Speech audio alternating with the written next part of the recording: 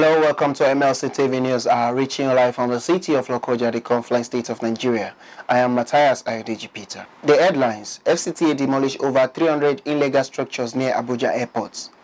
President Buhari received the newly elected chairman of APC, ABDULLAHI ADAMU, at the presidential villa. 9 die in Algeria gas explosion. And Brazil eyes Guardiola's replacement for TITE after QATAR's World Cup. Now the news in detail. The House of Representatives has directed the National Hajj Commission of Nigeria to suspend the implementation of the Hajj Savings Scheme. This follows the adoption of a motion of urgent public importance by Aminu Ashirumani, APC Katsina, at the preliminary on Thursday in Abuja. The House mandated its Committee on Pilgrimage Affairs to investigate the Hajj Savings Scheme. It also mandated the committee to review the entire agreement between NACON and Jaiz Bank, its partners on the scheme, and report back within 2 weeks. Ashirumani had said that the scheme was established in 2006 for intending Muslim pilgrims to save towards performing the Hajj. According to him, within 2 years of NACON's partnership with Jaiz Bank to assist intending pilgrims to save under the scheme, the customer base has hit over 4,000 with no billion naira savings in the account. He alleged lack of transparency and accountability in the savings scheme. According to him, if the development is not tackled, it will lead to corruption in the system and disregard for the extant law. The Deputy Speaker of the House, Ahmed Wase, in his contribution, explained that for more than 2 years, intending pilgrims had been contributing to the scheme, but unable to perform Hajj due to coronavirus COVID-19 pandemic. The Federal Capital Territory Administration, FCTA, on Thursday demolished over 300 illegal structures in a densely populated Basajiwa village near the Nnamdi Azikiwe International Airport, Abuja. It was gathered that most of the affected structures were residential buildings, shanties, bachas, and kiosks sitting on the right of way, raw, under train bridge and pedestrian crossing in and around the village off the airport road. Addressing journalists at the scene of the demolition, the Director of FCTA Development Control Department, Mukhtar Galadima, said the structure removed were part of the 500 uncontrolled development marks for demolition in the area.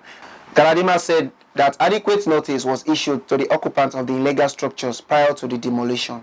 Kogi State government has advised the people of the state to stay away from consumption of beef for the next 1 week. State Director of Veterinary Services, Dr. Salah Mohammed Tarawa, gave the advice in a reaction to the death of over 20 cows in Lokoja as a result of poisoning. Dr. Tarawa said upon receiving the report, officials of the ministry swung into action and retrieved some of the dead cows that were discovered in the market, while others are said to have been taken towards Osara, Ajaokuta, Obajana, Kotokafi, Kakanda for possible sales to unsuspecting members of the public. According to him, the ministry is collaborating with security agencies to invite the herders involved for questioning and appropriate action. Also speaking, the Director of Primary Healthcare of Lokoja Local Government Area, Monique Kadijat, said the council mobilized environmental officers who retrieved the beef gotten from some of the dead cows from Lokongoma Codrome and Market to the State Ministry of Health for necessary action. Permanent Secretary of the State Ministry of Agriculture, Sani Abdulganiu, appealed to the general public to cooperate with the ministry to address the situation without compromising their health. Speaking on the development, the State Public Relations Officer of the Kogi State Command of the NSCDC, Alex Agiri, said the State Commander Suleiman Ibrahim Mafara has directed thorough investigation into the matter to ascertain where the dead cows had grazed and also prevent possible sale and consumption of the infected beef in the state. The Lagos State Governor Babajide Sanwo-Olu has said his administration is determined to create massive economic opportunities for citizens through the roles of cooperatives. Sanwo-Olu was represented by the Commissioner for Commerce, Industry and Cooperative, Lola Akonde, stated this during the convocation of Professional Diploma Program of the Lagos State Cooperative College in Agege. He said, "We established this college out of the need to complement effort towards the creation of an economy that is knowledge-driven and skill-based in appreciation of the key roles of cooperatives in enterprise development, job creation and generation of massive economic opportunities for the teeming population of the state." The chairman of Laskoko Governing Council, Oyewale Raji, noted that the cooperative management will improve the economic growth for residents, including rural dwellers. He said the economic reverberation and trickle-down effect of activities of this subsector can only be imagined in terms of improving the economic emancipation of greater number of our rural dwellers, and thus enable us to provide assets to collateralize loans from conventional banks and financial institutions. In line with its commitment to revitalize the Nelson Mandela Freedom Park and make its work effective, the Osun State government has commenced work on the rearrangement and reorganization of the park. It was gathered that the reorganization started shortly after the state government and the Nigeria Railway Corporation had signed memorandum of understanding and the state has taken over the running of the park. Commissioner for Trade, Industry and Empowerment, Dr. GUARDIOLA, confirmed this in Osogbo, the Osun State capital. He said the MOU was signed last month and now positive changes are started showing at the park. He said we just simply make it public that the state government and the Nigerian Railway have finally come to agreement on the management of the Freedom Park and the state has fully taken over. A group of pastors under the umbrella of Interfaith Alliance have staged a peaceful protest against the incessant attacks and killings by bandits in Kaduna State. The protesters are asking the federal government to step up actions against banditry with the aim of wiping them out. The protest comes days after 10 soldiers were killed and some others injured by bandits proscribed as terrorists who attacked a military base in BUHARI local government area of the state. The religious leaders marched through the major roads of the Kaduna metropolis with placards of various inscriptions. They said although the security forces are trying their best in the fight against banditry and terrorism, their best wasn't good enough. They appealed to the federal government to implement the submissions made by Governor Nasir El-Rufai and launch a massive and precise bombing of the bandits inside the forest. In addition, they also appealed to the federal government to compensate all the victims of bandit attacks, award scholarships to children affected by the banditry, and also rebuild communities ravaged by the attacks. According to them, these measures will cushion the suffering of the victims and make them overcome the psychological trauma they may be experiencing as a result of the attacks. Now on politics. The President Muhammadu Buhari in Abuja said the All Progressive Congress-led government is working for the good of Nigerians. Buhari said this when he received the newly elected chairman of the governing party, ABDULLAHI Adamu, at the presidential villa, Abuja. In a statement signed by Senior Special Assistant on Media and Publicity, Garba Shehu, the President assured the party and the nation that it will continue to struggle to entrench democratic principles in politics and governance affairs. In a statement, President Buhari formally tasked the new APC chairman to be fair and firm. The President said the APC has healed from its wounds and is set for next year's election. Buhari once again commended the Mai Malam Buni-led caretaker and extraordinary convention planning to conduct the congresses and convention leading to the emergence of the ADAMU-led National Executive Committee, saying, "We cannot thank you enough for all that you did." He urged the new party chairman to be fair and firm as he is known to be in all his dealings. The People's Democratic Party, PDP, has further extended the closing date for the purchase and submission of its expression of interest and nomination forms for the 2023 general elections. According to the new timelines, the last day for the purchase of all forms had been extended to April 14, while the last day for the submission of all forms had been extended to April 17. Under the adjusted timetable, the screening of all aspirants for various state House of Assembly is fixed for April 19, National Assembly for April 28, Governorship for April 21, and Presidential for April 25th. The party added that screening appeals for State House of Assembly was now scheduled for April 21, National Assembly April 22, Governorship April 26, and Presidential April 27. It added that all duly completed State Assembly forms were to be submitted at the various state secretariats of the party. It advised all aspirants, critical stakeholders, and party members to be guided accordingly. The All Progressive Congress APC has approved 3 nomination forms for all women aspirants desirous to run on the ticket of the party in the forthcoming 2023 general elections. The party national women leader Dickness Betta Edu disclosed this at the party's national secretariat in Abuja. She said the decision has the approval of the gender-friendly APC National Working Committee led by Abdullahi Adamu. Edu called on Nigerian women to move in en masse into the APC and run for different elective positions without intimidation, assuring them of victory at the polls. You are still watching MLC TV News. We'll be right back after the short break.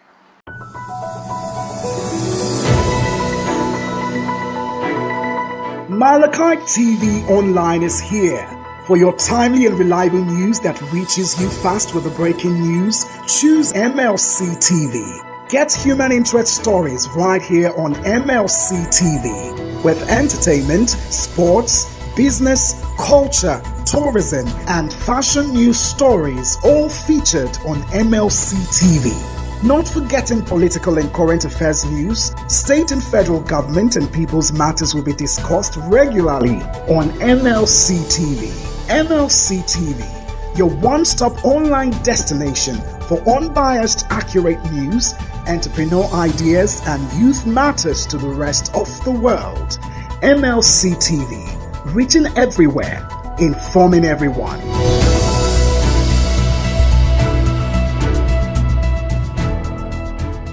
Welcome back. The Inspector General of Police Usman Alkali Baba approved the posting of new commissioners to Adamawa, Edo, Imo, and Kaduna State respectively. The approval, which takes immediate effect, was contained in a statement by the force spokesperson Olamuyiwa Adejobi, which read, IGP orders posting of senior police officers. The commissioners are Sikiru Kayode, Abutuyaro, Yekini Ayoku, and Mohammed Badi to head the Adamawa, Edo, Kaduna, and Imo State Police Command respectively. The statement also read, CP Abutuyaro, FDC, the new Commissioner of Police, Edo State Police Command, holds a BA honors from the Ahmadu Bello University Zaria. He was appointed to the Nigeria Police Force as a cadet assistant superintendent of police in 1988. He has served in various supervisory capacity within the Nigerian Police Force, including Commissioner of Police in charge of Zamfara and Imo State Police Command respectively. Until his recent appointment, he was CP Force Provost Marshal, Force Headquarters Abuja. The IGP has charged the newly posted officers to hit the ground running in the areas of crime fighting and public safety. He also called for support and cooperation from members of the public to the new police helmsmen to enable them perform optimal on their mandate. The New Black Movement, NBM of Africa, and 3 others have slammed a 1 billion naira lawsuit against Linda Ikeji, a Nigerian foremost micro-online blogger, for defamation and libel at the Delta State High Court in Eferon Court 2.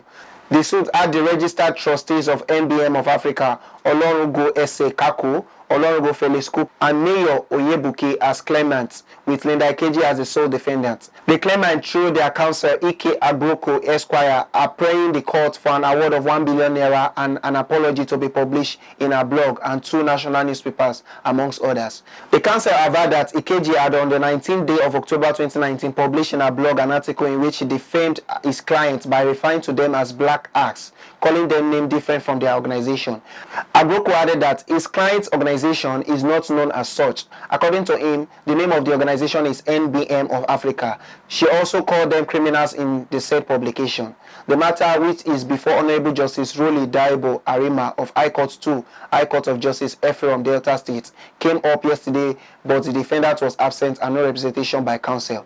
The court then adjourned to 13th May for commencement of trial. Now on our foreign news. The Republic of Mali has condemned the West African Economic and Monetary Union, otherwise known in French as the Union Économique et Monétaire Ouest Africaine, over its refusal to obey its own Court of Justice verdict, mandating a prompt stay of execution of earlier sanctions imposed upon it, Mali, by the governing body of the UEMOA. This was disclosed in a statement signed by Mali spokesperson and Minister of Territorial Administration and Decentralization, Colonel Abdullahi Maiga, made available via Twitter on Thursday. The statement is a response to the illegal, illegitimate, unfair, and inhuman sanctions levied against Mali during the Conference of Heads of State and Government of UEMOA held in Accra, Ghana. In its earlier resolution delivered during the January summit, the UEMOA has instructed all financial institutions under its umbrella to suspend Mali, whilst accusing its ruling military junta of delaying elections, a move perceived as a ploy to reinstall democratic rule after the 2020 and 2021 coups.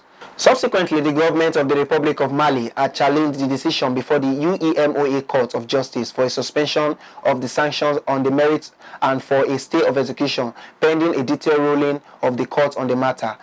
According to the statement, the UEMOA Court of Justice had ordered a prompt stay of execution of the sanction pronounced by the Conference Head of State and the government of the UEMOA. However, the Malian government on Wednesday said it noted with regret that despite being notified twice by Mali and by the courts, the Commission and the Conference had yet to comply with the order, which it said was immediately applicable and not subject to appeal. Furthermore, the Malian government called on the ECOWAS, the African Union, and the United Nations to actively engage in enforcing UEMOA compliance with international legality and the decision of its judicial control body, and all the international community to take into consideration the socio-economic impact of these sanctions on the general well-being of the Malian people.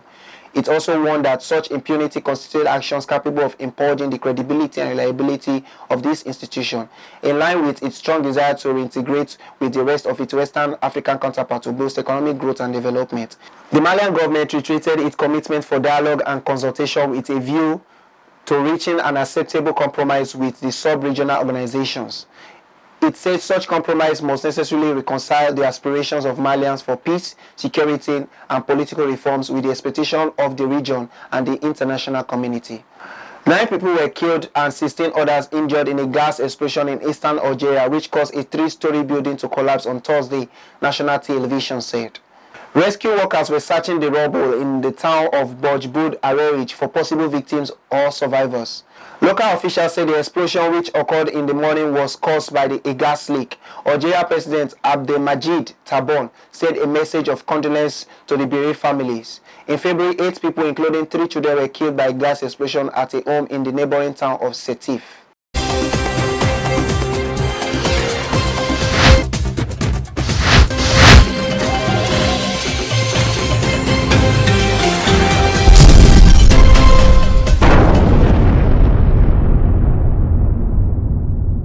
Now on sports, a second-half equalizer by Ferran Torres rescued Barcelona as the Spanish Giants were held to a 1-1 draw at 10-man entrenched Frankfurt in the first leg of their Europa League quarter-final.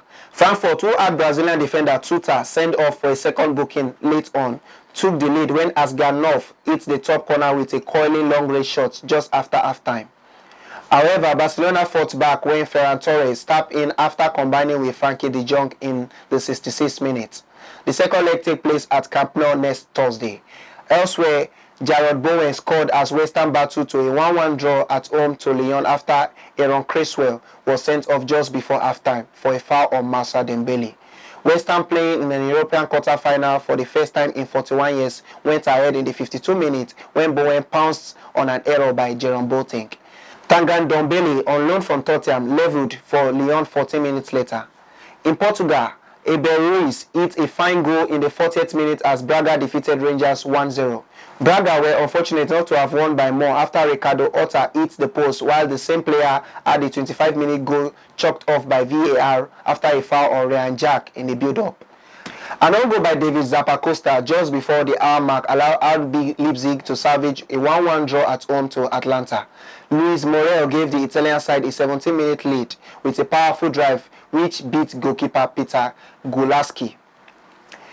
Pep Guardiola is considered favourite to replace Brazil's senior men's football team coach TITE when he leaves the position after the World Cup in Qatar. TITE, who is 60 years old, is expected to part ways with the Celasco Amaka. Reports that the Brazilian Football Federation has already approached Guardiola on taking over.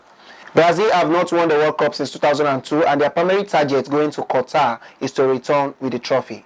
Members of the CBF reportedly reached an agreement that Tite's successor will be from outside the country, which makes the Manchester City boss an ideal person for the role.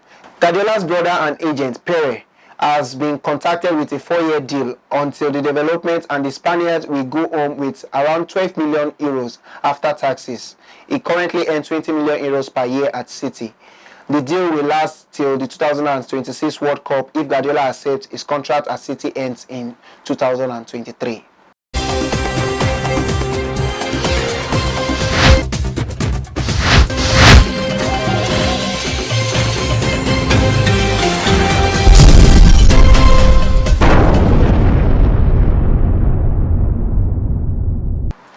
And that's the size of our package today. Join us next week at the same hour to watch our news as we give you updates on happenings within and across the globe.